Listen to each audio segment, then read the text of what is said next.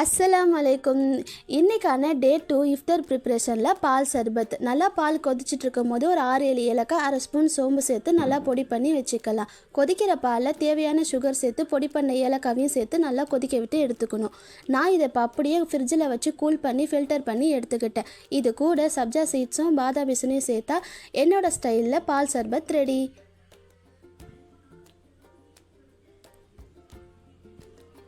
Water மெலனை க்யூபாக cut பண்ணி எடுத்து வச்சுருக்கேன்.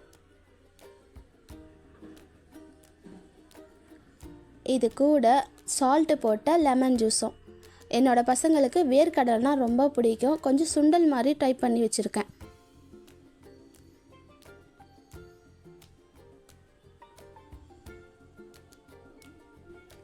இன்றைக்கான இஃப்தார் ப்ரிப்ரேஷனில் எல்லாமே நல்லபடியாக செஞ்சு நோன்பும் நல்லபடியாக திறந்தாச்சுங்க.